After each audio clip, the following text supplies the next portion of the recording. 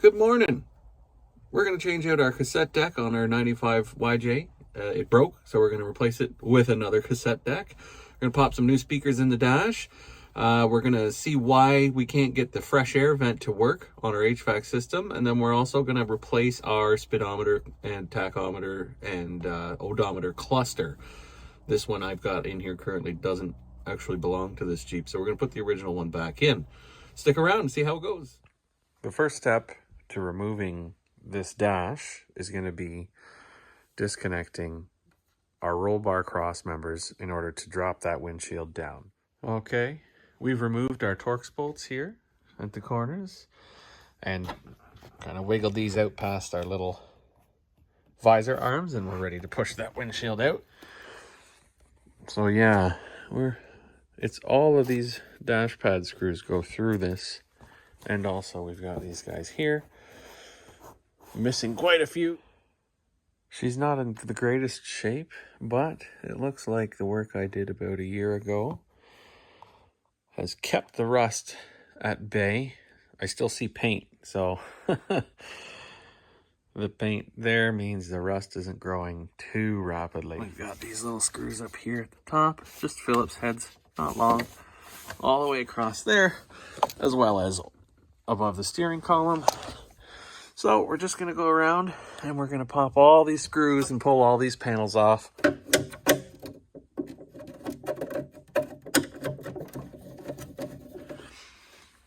There are 2 Phillips head screws on each side, about this height, and they're right in the back of these here, so they're a pain to get. Oh, look at that. Yeah, that's them right there beside the speaker. Both sides, over here and over here.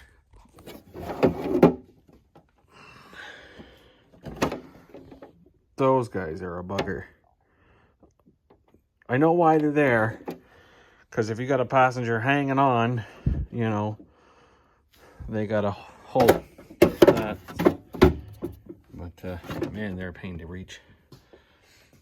Okay.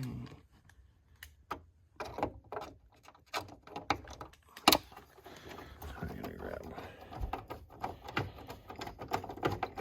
those bottom 3 and these top 3. Driver's side next. These 2 up here. These 2 down here. And we're gonna grab this centerpiece out first. And there we go. We've got a light. What is that light for? That light shines down here on your hardtop rear window, like washer fluid, rear defrost, and wiper, maybe? I don't know. Anyway, that's really simple little light. You just see if I can do it with one hand. Just pull it out. It just slides in. Just slides in. Okay, next we want to get the dash pad off, but in order to get the dash pad off, we've got to remove, or at least loosen off the mounts for these clusters, because I think there might be some dash pad mounting screws behind this cluster. So there's our one dash pad screw right there. And you could unclip this guy and get him out of the way. Okay, I've removed all of the dash pad screws up here. And I've removed all of the dash pad screws along here. It looks like the main instrument cluster is holding us in here. I just removed these 2 screws here on the left and the right. And our dash pad is ready to come off. Whoa. One-man camera crew here. So here is a replacement cassette deck I found on Marketplace. Funny thing, the lady who had this for sale had it for sale for over a year. I inquired about it, but didn't really need it. And then when my stereo went the following summer, I checked with her and the listing was still active. So this guy here is going in to replace this guy. This one here shuts off as soon as you turn the volume up.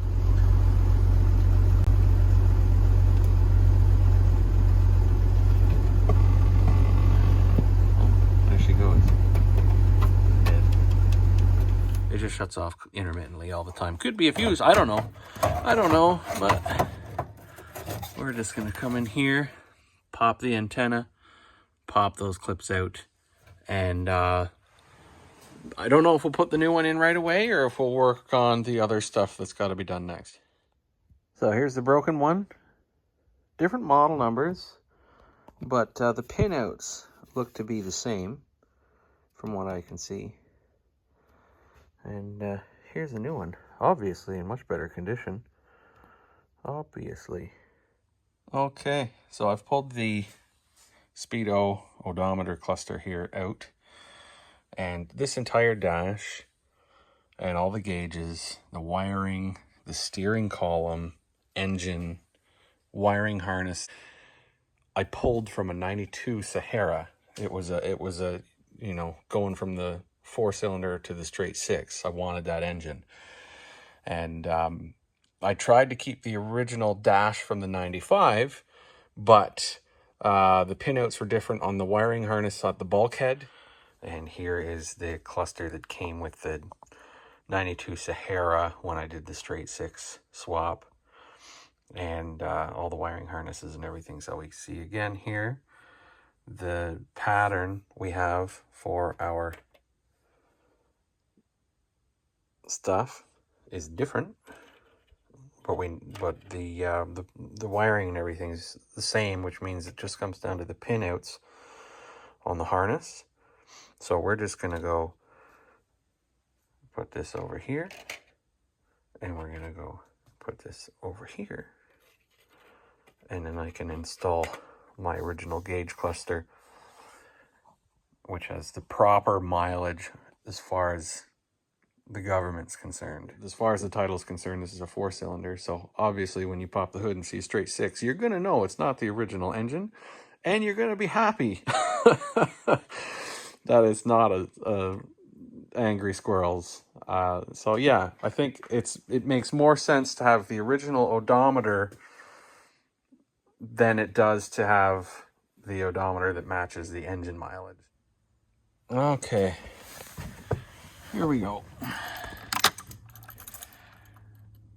Well, we know the check engine light works. What other lights are supposed to come on when you turn this thing on? We got our emergency brake lamp, parking brake lamp. We got our high beams, left, right. Obviously those were in the same place. And 4-ways. Was there supposed to be a hazard indicator on the dash? I thought there was, although I don't think it worked with the other cluster. What else can I check? I think that's pretty much it. I think that's pretty much it. We're going to move on to removing the dash entirely so that we can troubleshoot the HVAC vent not working. And yeah, then we'll get into replacing speakers and stuff. We'll finally get into doing the stereo system, which is the whole motivation for tearing this thing apart, was that the original cassette deck failed. And that kind of, you know, spurred, well, if we're going to tear it open, let's tackle these other projects while we're in here. We'll get rid of this big ass wire loom here. It seems to be quite heavy. I'll just clip on that. Okay, that's next. Okay, here we are on the vent switch. So this lever moves this big fork here. See that big fork? We got one raw cable here that is pushing when we move this to the right for heat mode, and that cable looks like it's gone that's as far as it's meant to push. And then on the left here, we're pulling, and this wants to pull more. It needs to pull, and so we traced that cable to this here. Okay. And I thought, well, let's take a look. That wire actually runs all the way down here, and it connects onto our blower box here. This cable right here, and it's loose. It's not connected, so that's good. We discovered that we need to connect this back to the little metal piece back here, so that'll open and close that. Now, it doesn't solve the problem, so I'm glad I didn't tear this whole dash apart just to figure that out. Luckily, we have other reasons to be in here, but I think the reason my lever won't work might have something to do with that. Well, I just want to take a minute to thank the fella that thought it'd be a good idea to stuff the fresh air vent on your HVAC system with fiberglass insulation, because it's good for the lungs, you know. Like, if you don't get a decent amount of this in your system on a regular basis, your tolerance will go down, and then you might get sick, you know. So you got to get a good amount of this into those lungs on a regular basis. So just stuff it right into the fresh air duct on your HVAC system, you know, so that you can be constantly fed a good, healthy serving. You know, I don't know why I never thought of that. It's like taking your vitamins every day. So, yeah, thanks to the previous owner, I really, no. We did it, guys. Oh, now she's stuck on vent mode. All the way. She goes all the way. This is it. Our Rockford Fosgate 4x6. There we go. Heck of a lot nicer than the old Chrysler here with the paper cones. But hey, it made it 26 years, and it still worked. It just had no treble left, and it sounded terrible. So I'm going to try not to cut the factory wire connectors. I just really don't like, you know, cutting these off, and I like to keep the whole wiring harness original, not unmodified. Unmodified. So I persuaded this little clip off here. And that's basically just, you know, you plug that in, and those are just metal leads that run through. So those wires there ran inside to the cone. I'll just clip those off, and we'll just adapt. Just don't do this. You should not do it this way. It'll be fine. Quick stop at the hardware store for some number 8x32 nuts, and we didn't get the most excellent fit on these. I had to trim the speaker a little bit to fit the posts.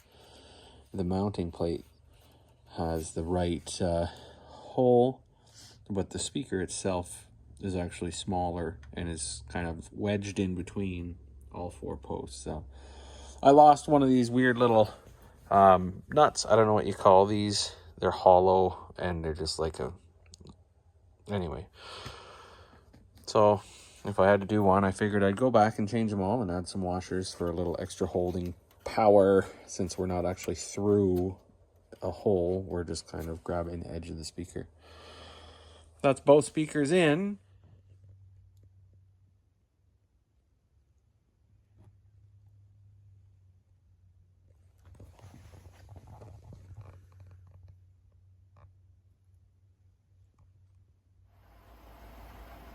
Okay, it looks like we got power.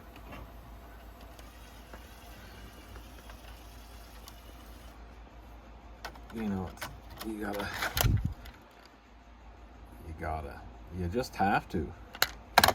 Anyway, it's working. Well, we made an interesting discovery here. This bracket was on the broken stereo, and that's on the top of the head unit there. And when that goes in, you can see those side flanges, and they have the mounting holes, but there's actually nowhere for that to mount. And this here is the bracket that came on the replacement head unit. And wouldn't you know, look at the old dirt marks there. This is the right bracket. So it makes a guy wonder if maybe that head unit that was in here, well, obviously the head unit we removed was not the original head unit. Maybe that one came out of a Cherokee or something. And the one we're putting in probably belongs in a YJ. The only difference I can see between the two head units is that the one we're installing now doesn't have a clock. And I actually don't have a clock on my dash either. Some of the Saharas did. So maybe this stereo is a downgrade, but it's probably closer to OEM. You know, what would have come in this. This is a base model. So yeah, that's kind of cool. That's a nice little find. One, you know, a little bit more back to stock.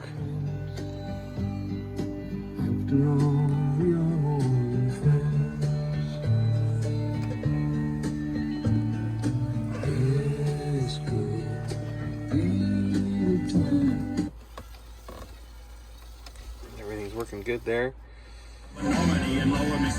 Successfully switched to the original cluster in this replacement dash. We got our stereo replaced. We installed new front speakers. We got a good chance to really clean all these gauges up. They cleaned up pretty well. Like, this is 26 years old.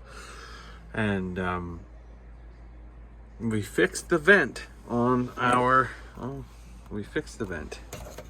It slides all the way over now. We're gonna get fresh air, and all of our cables are reconnected. Yeah, so pretty cool, man.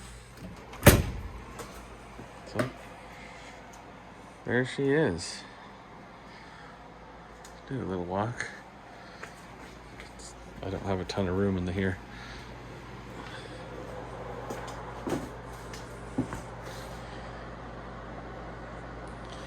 So we're just about done for the year. The road salt will be coming out in the next week or so, I'm sure. And she'll be parked for the winter. Okay, HVAC system testing. We'll crank the fan to high so you can hear the changes. So this, from off to defrost to heat, is with this push rod here. This little nut will slide over about 1/2 inch, and that turns the fan on. There. So that's defrost. That's heat. And then when you vent, the push rod over here opens that. It also opens a damper for that fresh air cowl. So I believe when the vent is on, basically you're just forcing air by driving down the road in through here and also through here. No blower, but it's completely passive to the outdoors through that hood cowl. So everything looks like it's working. Turn the vent off and the fan automatically comes on because it's in the on position. And then you've got heat here on the floor. Swish it to between heat and defrost for both, and then off. So everything works. I'm super pumped about that. You know, those warm kind of rainy days when you can't have the top off to cool down, it's nice to be able to open the vent. So thanks for tuning in, gang. She's all done. The stereo works fantastic. These speakers are such a nice upgrade. The clarity is incredible. And yeah, thank you for sticking around if you made it to the end. And I hope you learned something.